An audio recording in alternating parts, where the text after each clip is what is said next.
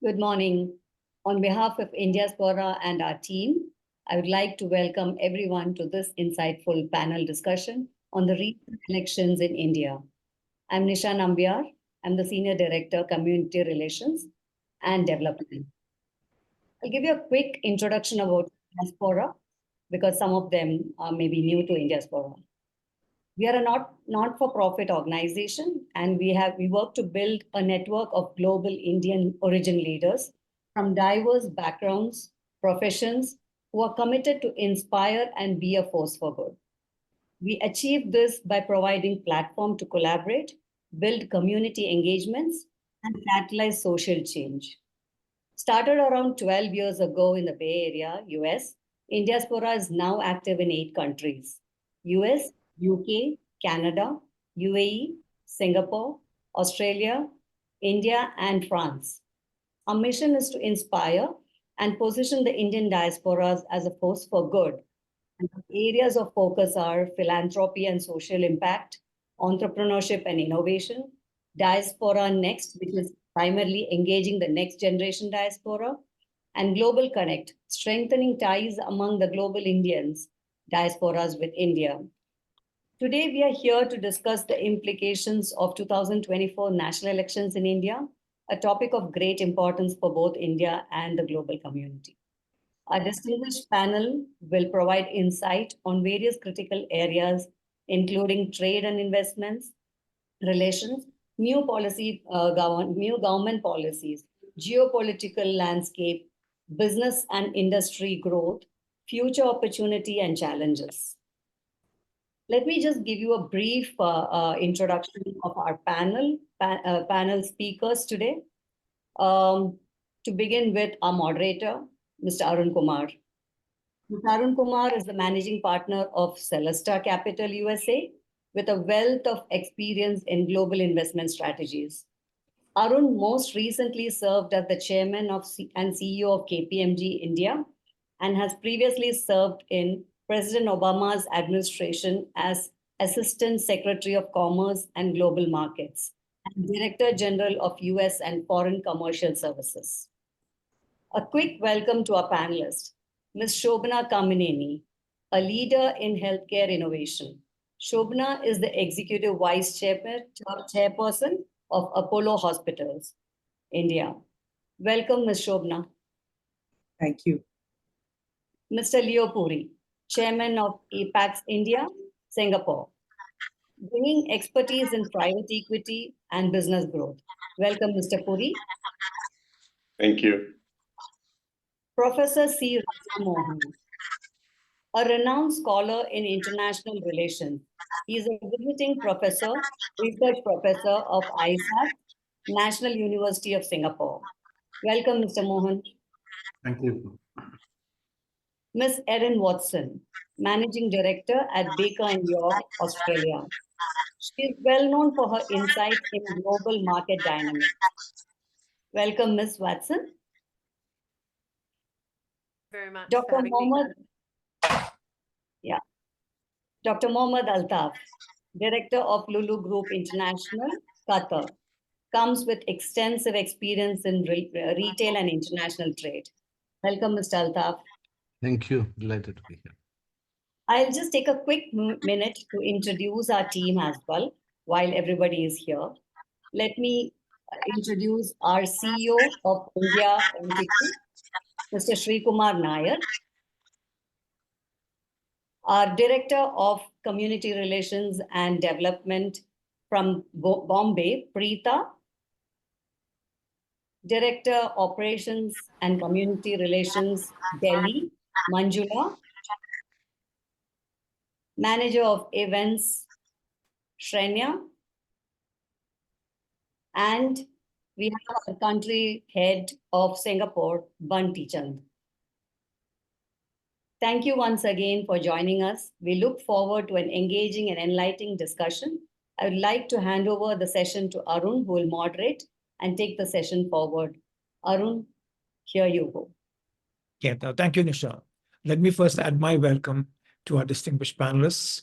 Our panel will address many dimensions of what to expect or what we would like to see now that the election verdict is in and the government is in place. This is an exciting moment for India. The election and the transition are a testament to the competence of India's institutions and its democracy.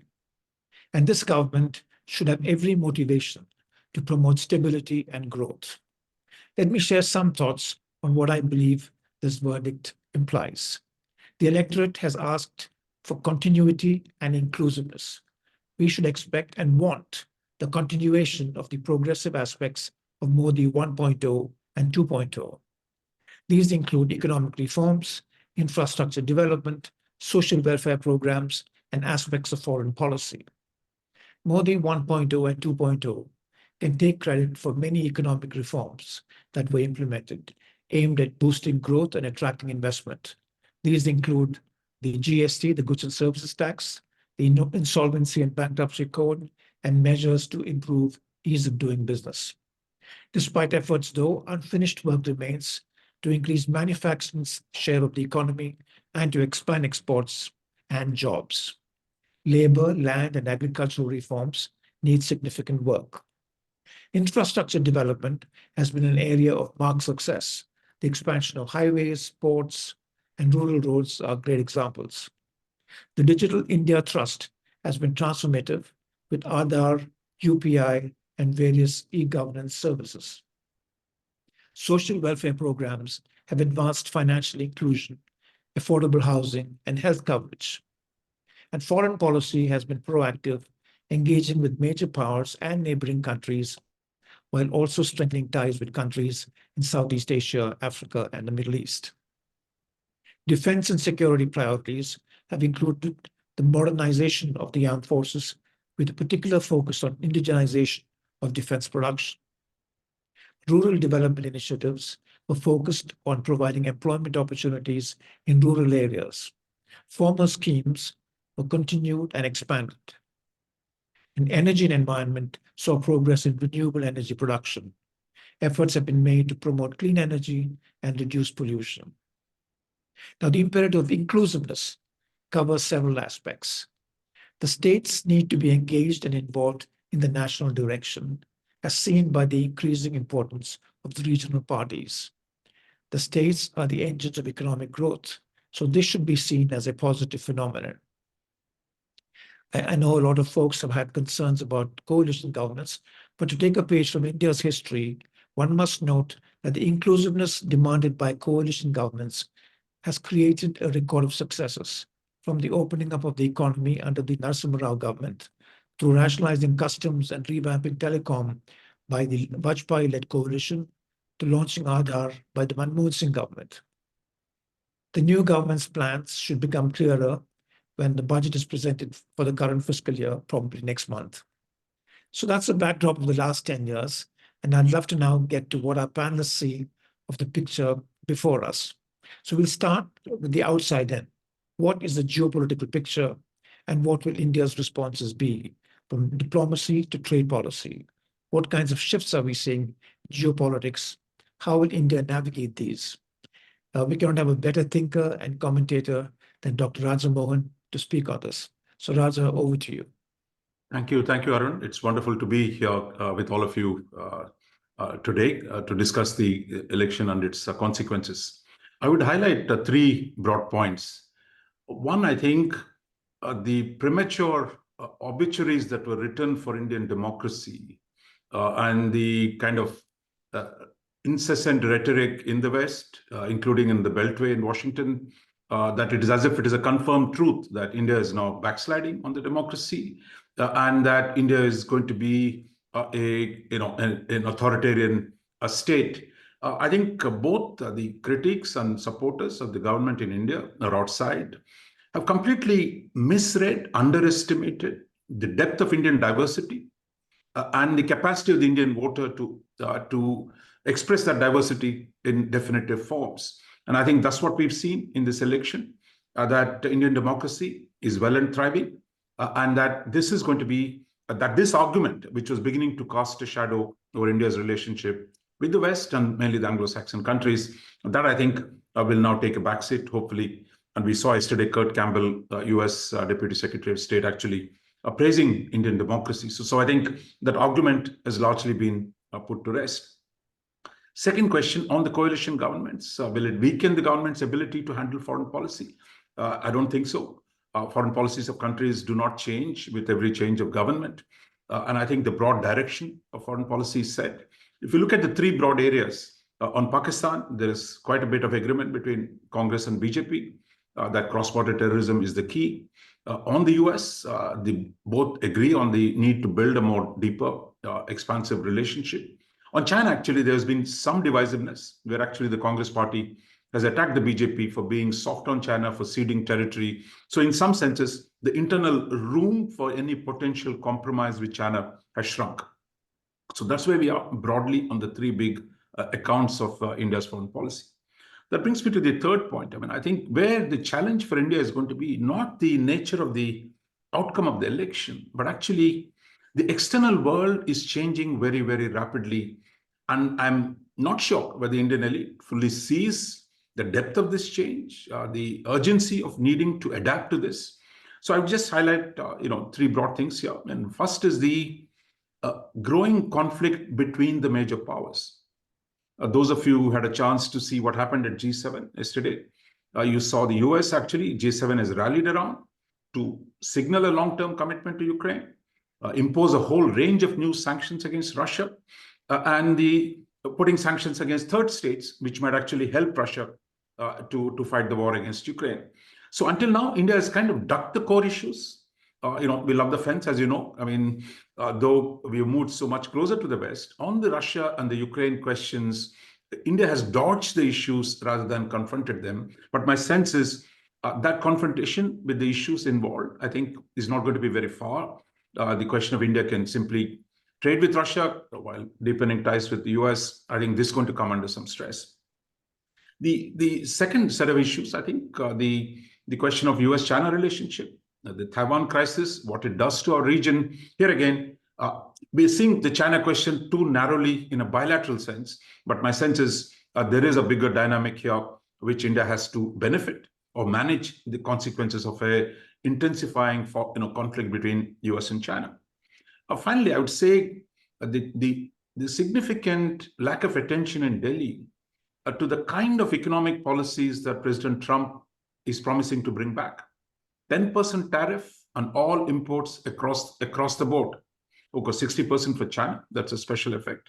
So the structure that those who believe that the WTO type of trading regime that is gone, and that you're going to have an intensified trade conflict between US and China. And on that, for India to take advantage of it, to be able to deal with the domestic change in the US on trade policy, requires, I think, far greater engagement with these issues, because India has not been trade friendly, and it is now has to take into account how does it deal with the opportunities that open up with China Plus One strategy, or the so-called resilient supply chain. All this requires, while we pay lip service to some of these issues, the need for urgent action to be able to concentrate and make India a more attractive destination for capital that is looking to restructure itself. I think this is a big challenge. And I think both on the trade policy and making domestic environment more easy for Western capital to come in at this critical juncture, I think we need a lot of urgent action, not this relaxed approach that there's a complacence in Delhi that, okay, we are doing well and everybody's going to come here. But I think we might be badly mistaken. Looking at Southeast Asia has actually gained a lot more from the structural change. So I would say democracy question, there's no more debate. Second, on the character of this government, its ability to deal with the world, there is continuity. But finally, on the great power conflict, on the Russia question, on the China question, and on the trade question, India will need to move pretty quickly and pretty decisively in the coming weeks. I'll stop here. Okay. Okay, no, thank you. That's a wonderful exposition, Raja. So now let's look at the prospects for the Indian economy. What policy changes should the new government prioritize to strengthen India's economic position globally and internally? So Leo Puri, who has a special perch, not only from a private equity leadership role, but also from the boards of large iconic companies, will share his thoughts. So Leo. Thank you, Arun. And first, let me just say I completely agree that what we've got is probably the best possible outcome in terms of a stable coalition led by a strong party. So I think we're in a good starting position. But in terms of the economy, I'd say the hand that the new administration is dealt is a moderately good one. And let me just elaborate on that. While the headline growth has been about 8.2%, and we've seen that number, this is actually coming on the back of scarring from the pandemic. And we actually lost 6% during that year and had a low growth 4% the year before. So we're actually coming into this administration with an average of about 4.5% GDP growth per annum. So it's perhaps not as strong momentum as one would have ideally wished for, but it's decent in the global context, particularly given the last year or so. And there is something to celebrate. I think there's some good news around what's happening with infrastructure and housing, which is leading to construction activity. Services exports are doing well too. And of course, the financial sector has repaired its balance sheet and corporate profits remain strong. So there's a decent foundation there. But to sort of understand what might be happening next, we need to understand the composition of that growth. And I think that gives us a good clue as to how the government is going to have to think about the next steps. Most of the growth, in fact, has actually been driven at this point from what you're seeing is a pattern where consumption essentially is dropping off and it's investment-led, not a bad thing in itself, but you've essentially had public investment driving growth, and over time, consumption has actually been tailing off. So it's driven by profits over wages, in a sense, urban growth versus rural growth. And the capital intensity has been growing in that process. And the relative attractiveness of labor as a factor of production has been dropping. And that is obviously a political problem and also helps to explain some of the loss of support that the government has seen because ultimately employment is what people care about. And it's also meant that if relative income is moving from sections of society which have a propensity to consume to those who have less propensity, because if it's shifting in terms of income equality to the top end of the pyramid, these are people who are actually spending less. So you've actually seen consumption dropping at about 4.3% over the last 5 years, below investment and exports. So what you'd expect to see is a government that will need to find ways to bring consumption back. And the path to that lies, frankly, through making labor a more attractive factor of production. And that is an absolutely central aspect of what we have to look for going forward. So when you look even out at the next 2 or 3 months, what are some of the signs that we'll have to look for here? The first tactical step is going to be around minimum support prices for agriculture. Most of the jobs that have got created in the last few years have actually been agriculture. So not very high quality jobs, but clearly better than nothing. It's possible you might see a little bit of populism here because this is a quick way to stimulate the agrarian economy.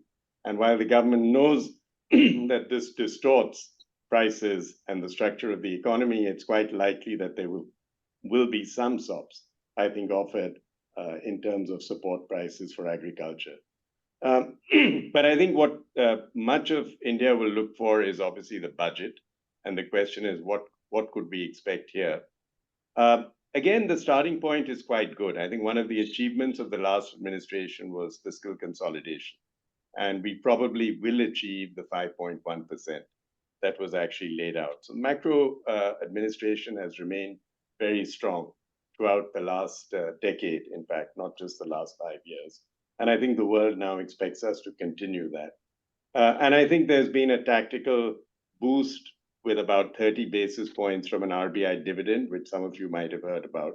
And while it is an accounting sleight of hand in some sense, it does allow the government some flexibility to achieve its fiscal targets going forward. So the question is, how would you expect them to spend that? A good part of this will be in the near term to continue the public investment program, because I think they're already, if you like, have enough momentum behind that. Some part of this may actually be increased welfare to the bottom of the pyramid. And frankly, there, as long as that is well managed, well targeted, that may not be a terrible thing. And there is room here to do this, provided the tax to GDP ratio remains healthy, and it's been trending healthily at now above 18%. But it also means there's very little room for tax cuts. And I think it'll be interesting to see how the government deals with that, because obviously there are expectations, as always, in both corporate and individual corporate and households of some reduction in direct taxes. Personally, I see very little room for that, given the need to keep both public investment and potentially targeted welfare remaining at, if anything, elevated levels. So the room to reduce that is very low. The other area to look at is manufacturing and trade policy. I think we have had, of course, a lot of discussion around China +1 and the opportunities that presents India.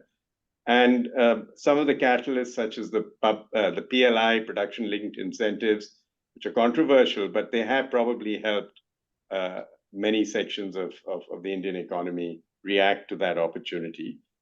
There are some who argue that this is not sustainable. Raghuram Rajan, who I respect enormously, has written a book almost dedicated to the point that for India to rely on manufacturing-led growth would be unrealistic, because the world is not ready for another large country to step into the export market. So repeating what China has done is impossible.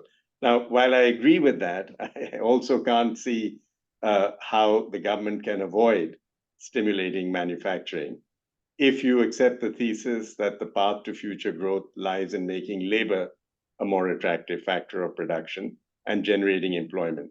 So I think you will see, in fact, continued effort for India to play, and this is where some of what I think was discussed in the geopolitics discussion comes into play.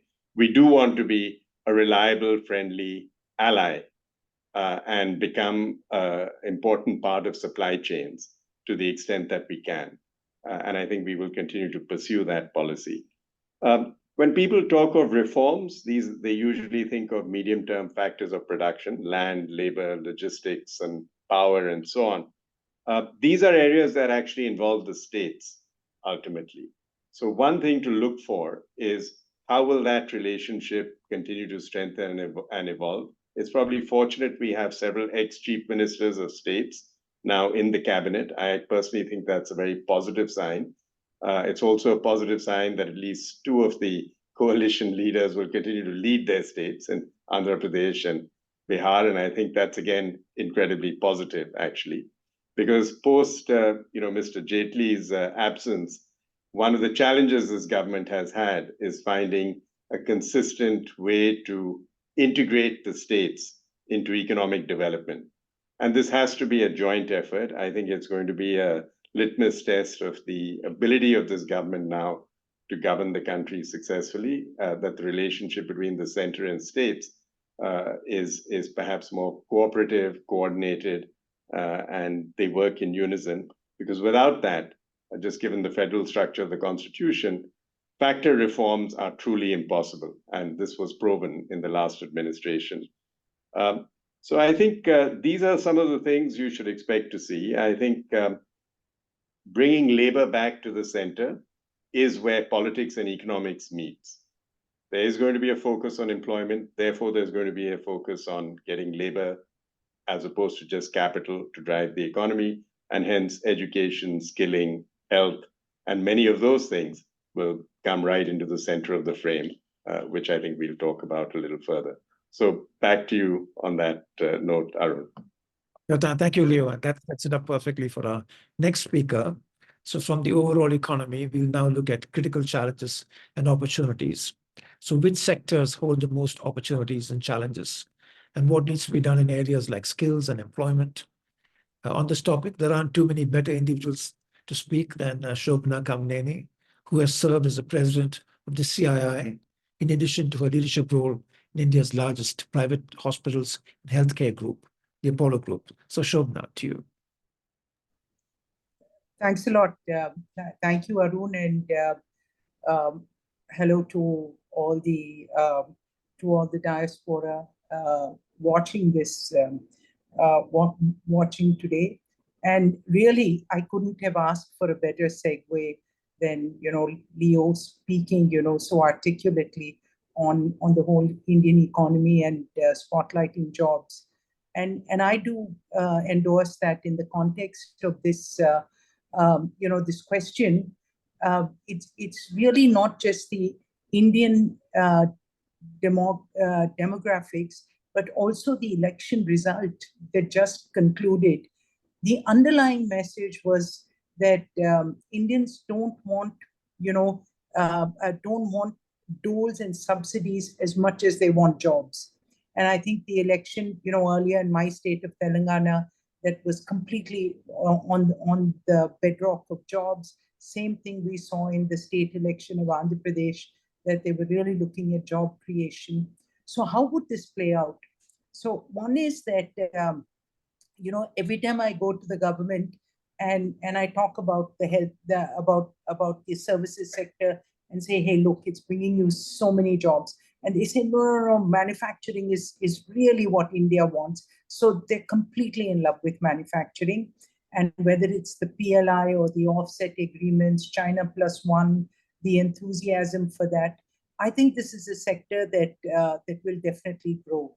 And whether it's defense, chips, EVs, and components, it's really become a sexy area for Indians. And I think that there's so many, moving into this sector. So it will help us. I'm really not sure where the jobs will come from that, because if you see most of the countries, people are losing jobs to automation in the sector. But I think manufacturing is significantly, that's a sector that we lost out to for many, many decades. And the importance of this for our GDP and for our economy is important. But I move on to the construction sector. And I think this is the real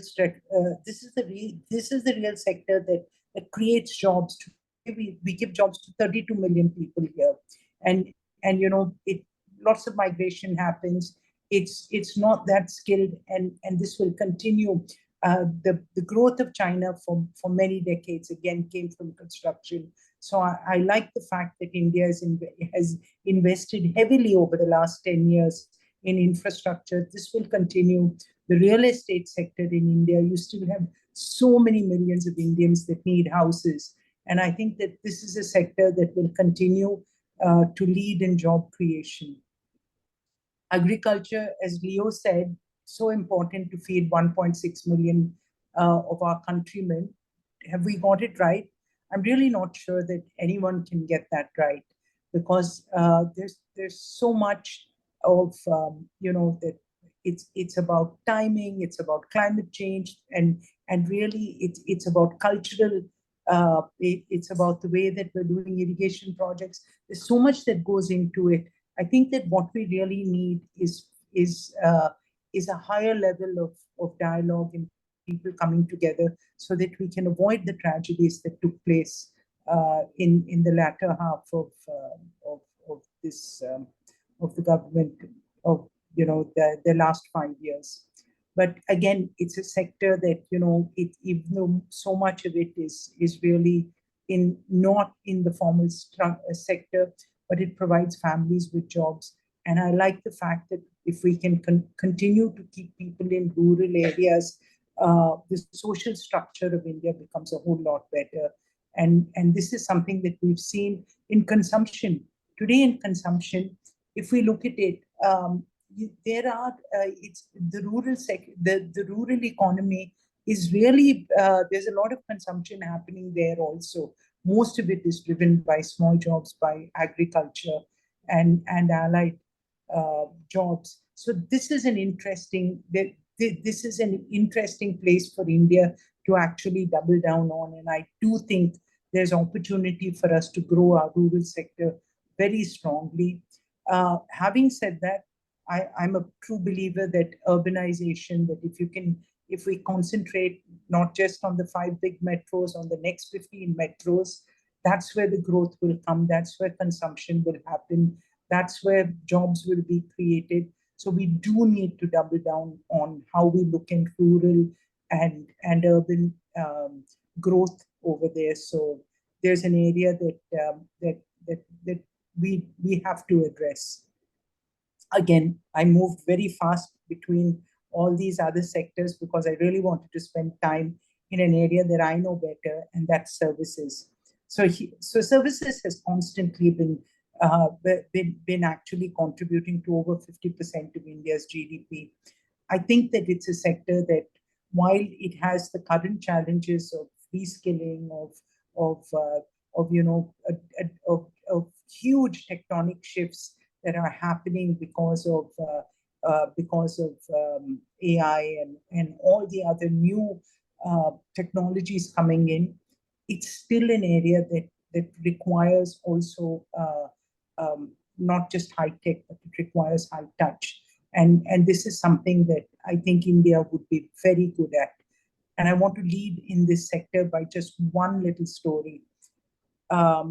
We were in a dialogue with an ambassador to China, and I kind of asked him. I said, everything we talk about China +1, we talk about this thing, but I don't think they really fear that we're going to be able to compete at that scale with them. What worries China about India? And he turned around and said that what worries China most is the Indian human quotient. They've seen that, you look at you diaspora, they've seen that we are the dominant diaspora in the world, that we have global leaders in every sector. They're saying that, you give Indians a chance to use their capacity, their mental capacity, and they will really be a superpower to the world. But the only thing is that when they get it right, that's the time we have to fear. So I'm hoping that the services sector will get it right. And in the services sector, while, you look at logistics and retail, just to give you an example, quick commerce never worked anywhere in the world. Today in India, what took me, I have a chain of pharmacies, and I have 6,000 pharmacies. It took us 30 years to get to 800,000 customers a day.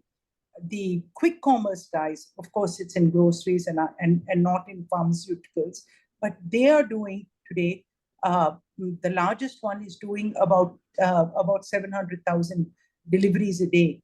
So collectively, they're doing almost 2 million deliveries. So this is all in 4 years. So I think that the ability for India to scale in logistics and retail is going to be huge. It's going to be an opportunity. And fortunately now the tide has turned, that no one is going to allow them to play out with other people's money. They will start making profit. So the formalization of the retail sector is going to be an opportunity. And last, about healthcare. So I think that healthcare is really a sector that has huge potential. By 2030, they say there'll be a shortage of almost 18 million healthcare professionals around the world. And I think that in many countries post the pandemic, the expertise has been declining. I mean, people coming into nursing, people coming into tech, into the paramedic areas has been decreasing. India has an opportunity to bridge that. And I really hope this will play out by better education, by the policies that we have. And we just need to get more doctors out there. We need to be able to train them, and the nurses and the paramedics. India for the graying world. It's a term you've heard. Medical tourism, people coming into India for healthcare. I think it's a sector that not only will grow, but it'll grow for good. It'll grow for good jobs. It'll grow to help people. It'll grow to keep countries healthy and humanity healthy. So for all these wonderful reasons, I just want to close what I say with this passionate outreach, that I do think that healthcare is to me a huge opportunity for India. And in conclusion, all of you have been around for so long. How long have you heard that there are going to be 11 million young Indians coming into the workforce every year? So just imagine, we've never hit that target of providing for 11, 12 million jobs. now with the reports that have come out, whether it's McKinsey, World Economic Forum, Bain, you name it, all of them say with the jobs will now with reskilling, with the change, with AI, the jobs will decrease. So I think we have to find, India needs to double down, just like Leo said. We need this government to be able to spend time to have very good dialogues, to give us the same kind of excitement that the service sector can provide jobs for many millions of Indians, and hopefully, just like Althaf, who's there from Lulu, how many Indians you've taken to the Middle East? Like that, I think that we can do this across sectors, and Indians, the Indian diaspora, not only is hardworking, but kind of assimilates into societies. I could see so many of them at the cricket match actually rooting for the US. I mean, it just shows, and that's the spirit of the way that we should be. So jobs, I think that is a very important subject. Thank you, Arun. Thank you, Diaspora, for giving me this opportunity to be able to talk about a sector that I'm quite passionate about. No, thank you, Shobana, for your wide-ranging comments. And I love that story about the human quotient and the Chinese ambassadors' observations. Now let's move on to the Middle East. The Middle East holds increased importance for India, and enhanced economic cooperation can be a game changer. We often think that while we talk about the US-India corridor, the Middle East can be a nice node in the middle of that. Now, Prime Minister Modi recognized this early in his tenure, and he's visited several times.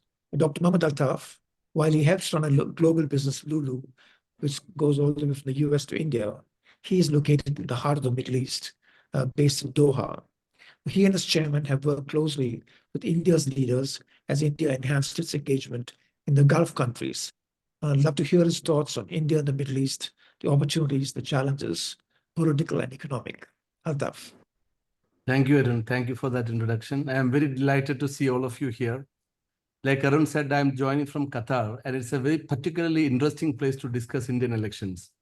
Qatar nationals are about 400,000, and we have 700,000 Indian citizens living in Qatar. So, and from every state representing diverse social, linguistics, and economic background.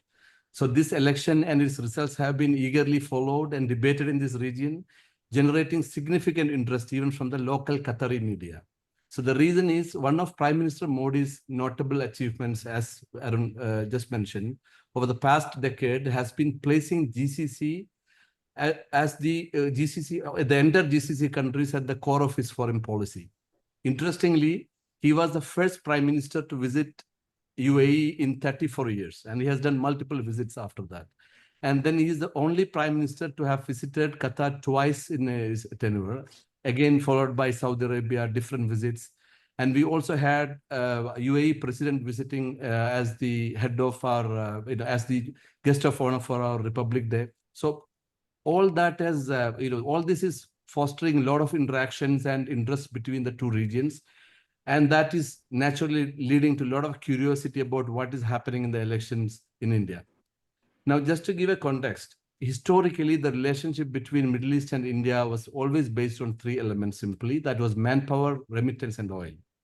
Now, this relationship is evolving significantly. First of all, the reason the Gulf economies have diversified away from their hydrocarbon dependence through promotion of trade, digital service, travel, hospitality, and a lot of other services in this region. And these states are pursuing ambitious programs to transform their economies by embracing new technologies, leveraging their strategic locations and for global trade and connectivity. So you will find a lot of new smart cities coming up, like Neom. We have Lusail in Qatar. There are a lot of other cities planned in Oman now. And the cooperation between India and the GCC in areas such as food and energy security, space research, and other strategic sectors, all are now coming up in a big way. So, and also we have to remember that no other country or the region has provided such an open access to India for its labor market and for our exports. So that is one of our key factors now that is shaping up our relationship now.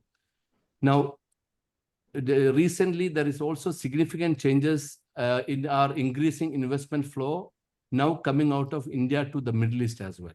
For instance, in the recent real estate boom, I'm sure you probably heard about Dubai and other cities, #1 investment has come from India.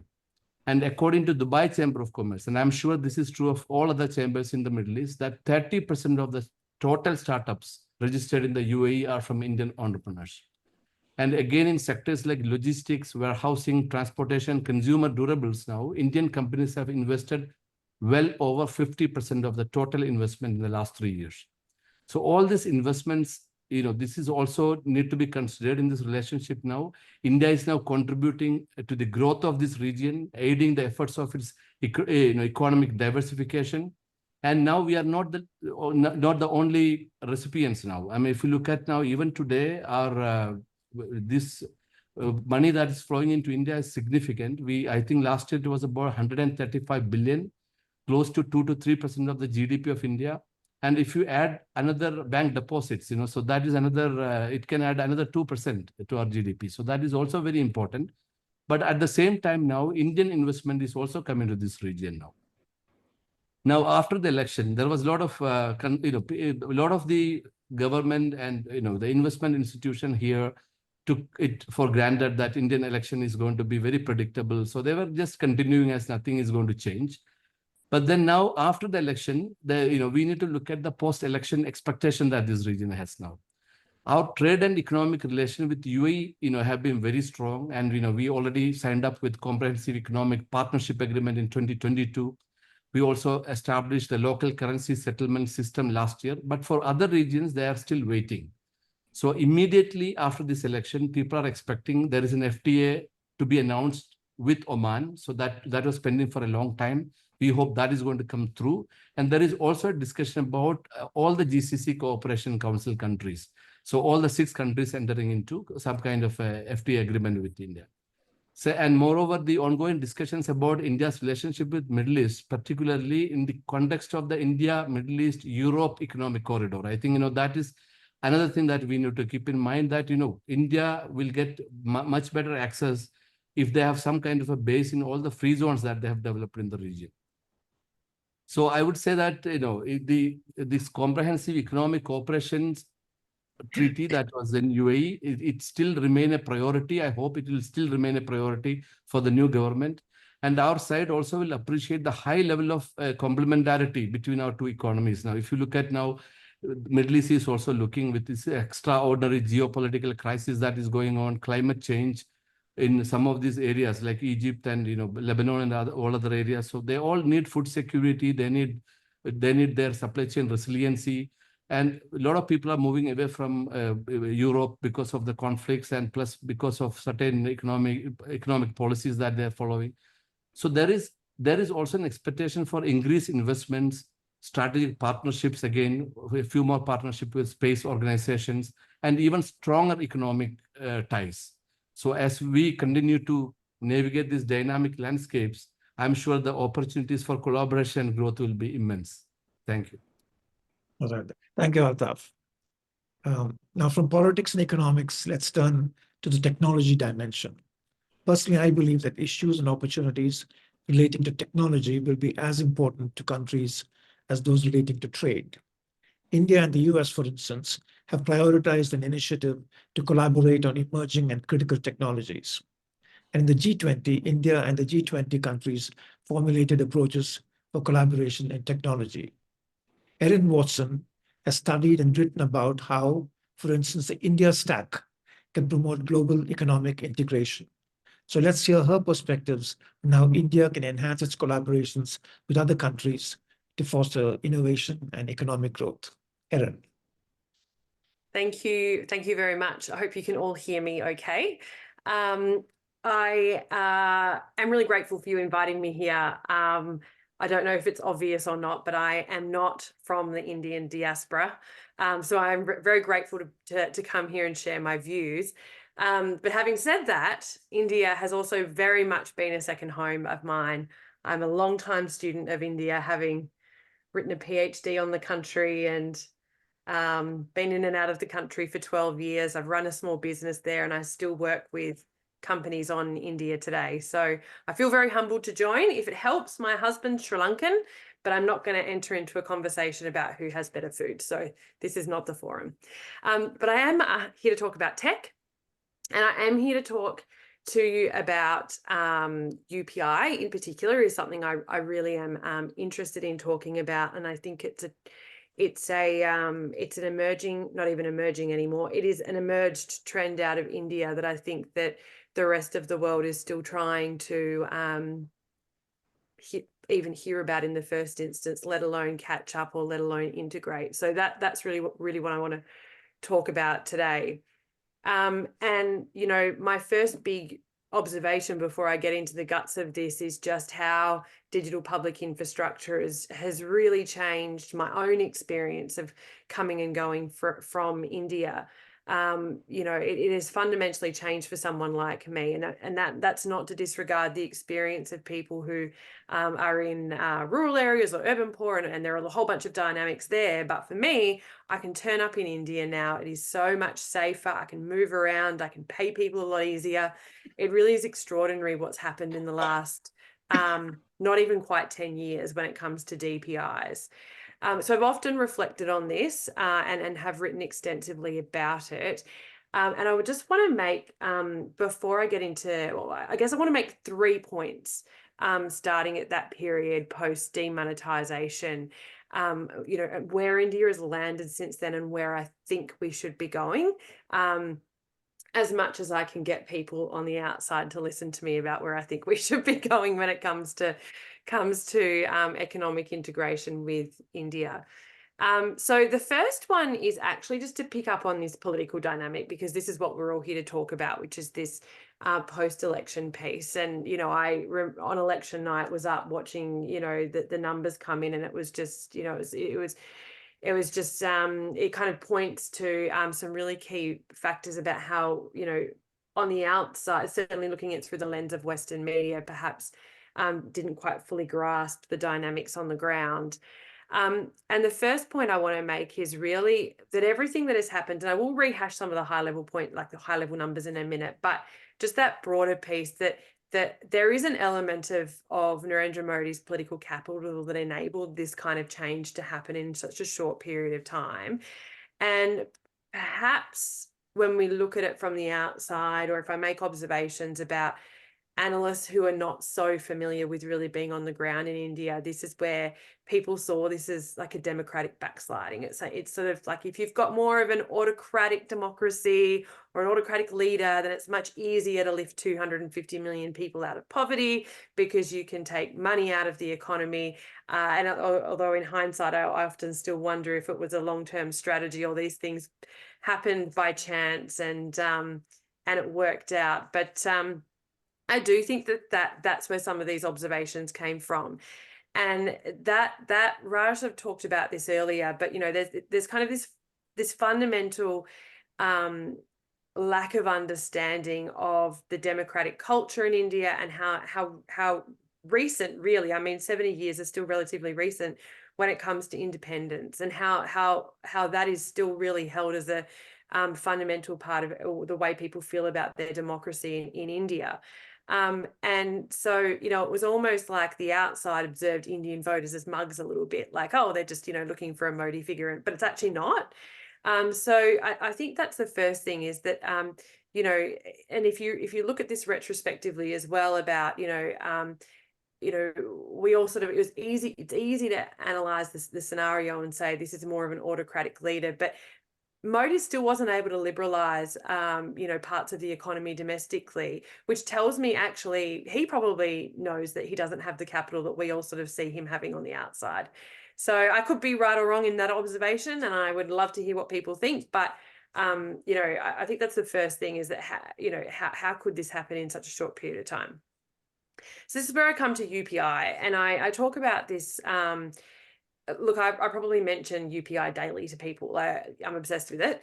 But for everyone who needs a bit of refresher on the scale of this, right, with, you know, of the scale of UPI now, in India, 68% of transactions are conducted using UPI. And in August 2023, last year, there were over 10.6 billion transactions in that month alone. So like the scale is just enormous.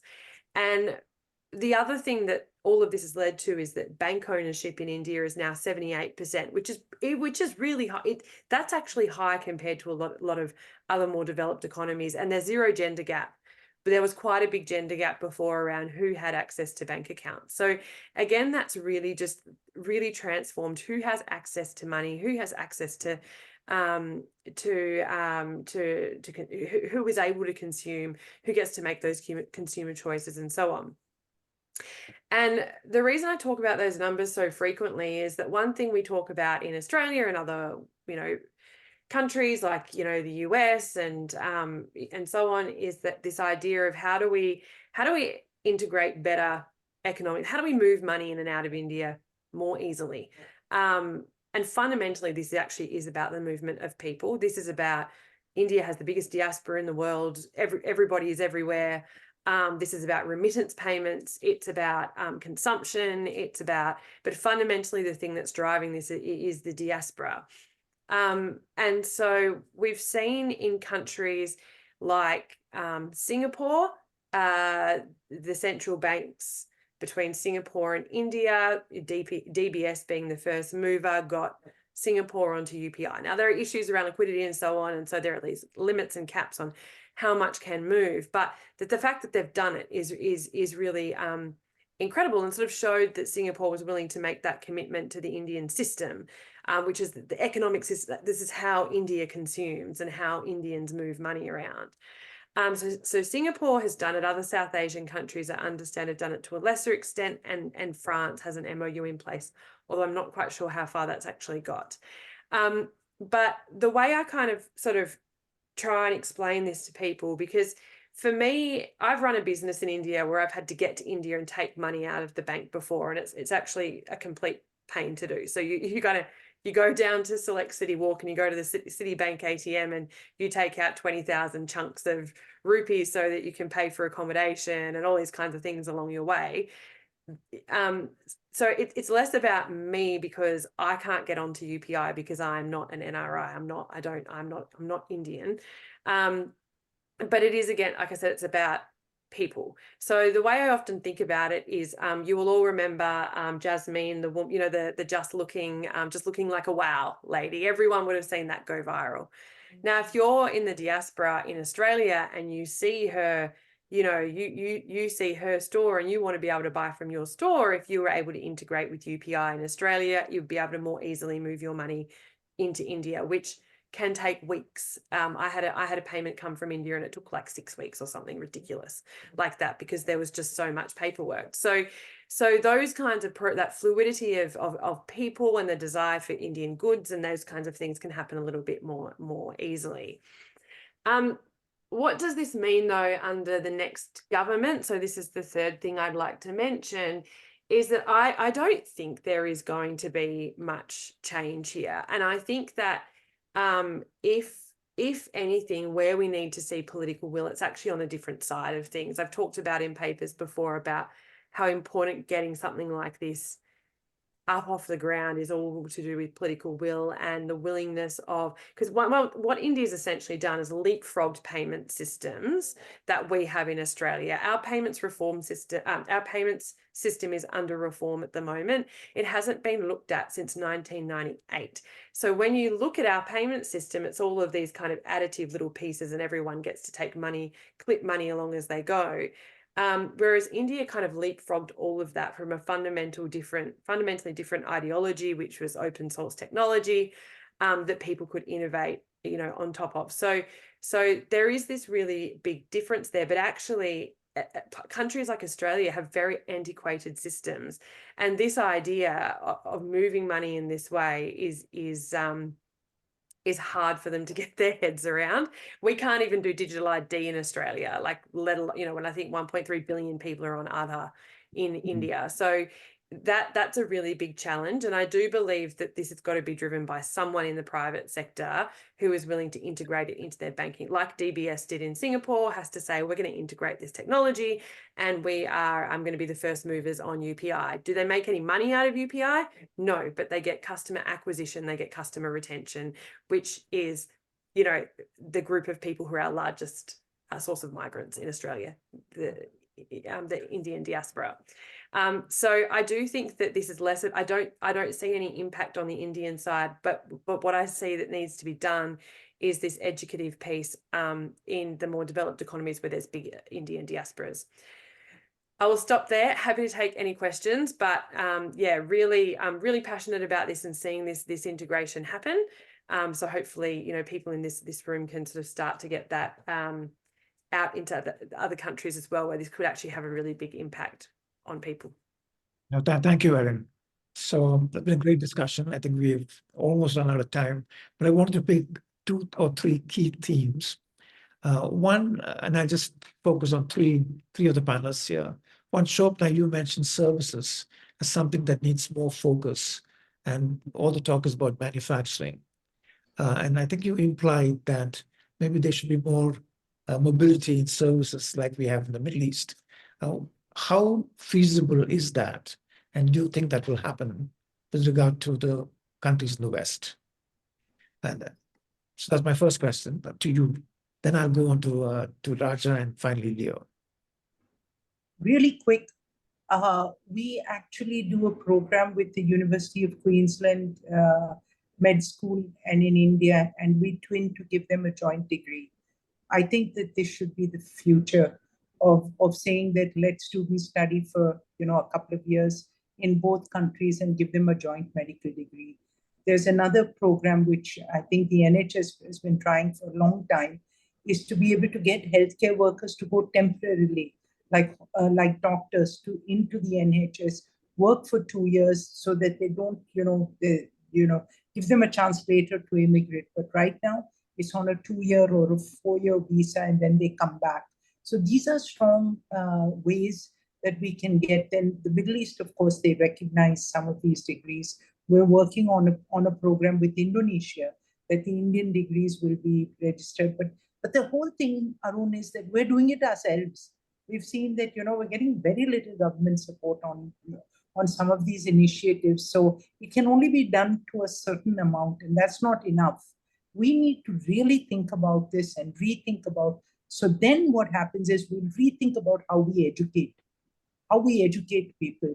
So if you look at it, again, another story, the richest MP today in India is a guy who has the thing for US MLE. So his company is worth $1 billion. He's worth, and that's the thing. Just training Indians to be able to take the American degree. So I rest my case. I think that this should be done at scale. There's huge opportunity, not just in the high end, but in home care workers for Japan. Many of these. Thank you, Governor. Thank you, Shobana. And you talked about jobs, and so did Leo and Raja. So jobs was kind of a common theme through the conversations. Now, one of the ways in which you can create good jobs is through increasing exports, and not enough of that has happened. To do that, free trade agreements or regional agreements are a way. And Raja, what is your view on, is that going to happen as a way to increase jobs? Look, I think, this government, the BJP government came 10 years ago, actually pretty hostile to free trade agreements. But then it did join, it inherited the negotiations on the RCEP. It looked like they were going to sign it. Then they walked away in the last minute. But since then, I think there have been some movement forward in the Australia, UAE, and EFTA, not the classical trade agreements, but some of them, the EFTA one was really investment-driven one. So there's some change. And the India-EU negotiations, of course, are pretty tough. No one is expecting a big breakthrough. It looked like India-UK thing would come through at some point, but that didn't. I doubt if the Labour will be as enthusiastic as the Tories. So I wonder if the big moment has passed. But I think I would say this is not, again, going back to the WTO style of trade regime, because US is not for it. That framework is gone. So the question is, look, if you're going to be a large economy, what is the kind of trading structures you need to build with the key other economies? With China, we have a problem, which is getting worse by the year. This year was $100 billion trade deficit. Our surpluses are with the West and the Western allies. The question is then, can we negotiate a way in which we can do more with our Western partners? The US too is hostile to FTAs in a classical sense, but can we expand trade? Can we take measures that will actually help move things? So I would say look for practical expansion of trade rather than looking at the formal trade agreements, which I think, in any case, even those India negotiated are pretty shallow agreements. So you have a large economy. The others are looking away from China. So how do we get investment and manufacturing within India so that will automatically begin to expand the overall footprint globally? So I think, but I don't see a coherent strategy yet. This is where I think there are those who criticize government for not doing enough FTAs, those who say, look, we have to save ourselves from China, so therefore you invest in PLI. But somewhere, more energy into negotiating trade liberalization agreements with friendly Western countries, because that's where the complementarity is, that's where our surpluses are. So I would say focus more on that rather than an abstract sense, are we for trade, free trade or not? Yeah. And let me come to the last point. So Leo, you talked about fiscal consolidation, stability as having been a strong feature of the last 10 years. With all the geopolitical issues related to Ukraine, and especially the conversations at the G7, do you see any consequences for the Indian rupee? So I think there's undoubtedly consequences for India in geopolitical terms, which of course Raja Mohan is best qualified to answer. But my view is India will get more aligned and not be given this so-called Jordan pass indefinitely. As a result of that, possibly we will get more integrated into supply chains. As we get more integrated into supply chains, we might see some ability to defend the currency. I think the exogenous factor there, Arun, is the way the US is likely to act post the elections, which is, of course, not something India can control. The reality is a so-called, exorbitant privilege that they have means the dollar could actually end up strengthening dramatically, frankly, and India will not be able to do too much about that in terms of protecting the currency. So there's a bunch of things India can do, which I think we will do, and macro stability and growth are our best defense to protect our currency. But we are still at the mercy of the US and what happens to US rates and the way that I believe, most likely Trump administration will actually act in terms of economic and currency management. So we will remain, unfortunately, a price taker in that result. Thank you. So that I think we just 2 or 3 minutes over time. So thank you, Shobana, Leo, Erin, Raja, and Althaf. And let me now turn it over to my good friend Bunty to close the meeting. I think somebody has to let me in. Okay. I cannot start the video because somebody, okay, I can now do that. I just want to say very quickly that may I thank Arun for a wonderful moderation this afternoon, and a very erudite panel, Leo, Raja, Shobana, Althaf, and Erin. And there were learnings plenty from this afternoon. And I just want to reiterate that all the this panel discussion is available on Indiaspora's YouTube channel. And the Indian elections were an incredibly complex and a long process. And but what I think surprised the world was that the voice of the electorate was very clearly heard, and that Erin mentioned, called it the democratic culture, even though India's only been sort of independent for 70 years, but obviously the constitution matters to the people of India. And with that, I'm going to end the program. And I just want to say to the panel that please stay online because we're going to take a photograph for our records. And I do want to thank the audience for joining us from wherever you are. Thank you very much. Give me a minute. I'm just spotlighting the team.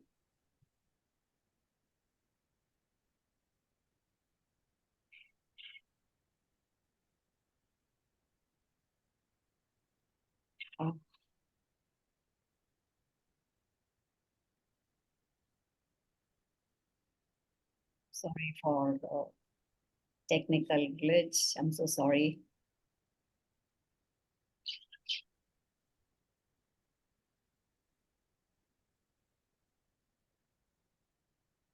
So you'll have to say cheese at some point. Yeah.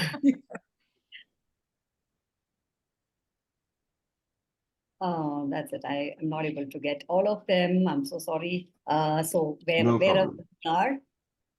Say I cheese. mean, I don't see Arun. I can see Arun right on top. Okay. Say cheese. Just Thank you. Thank you so much. thank you. Thank you Bye-bye. very Yeah. much. For your Thank you, Arun. Thank you, everyone. Bye, Bye. Bye, Thank you. Bye. Thank Thanks, you. Leo. Thank Bye. you. Shobana. Bye, Leo. Bye. Thank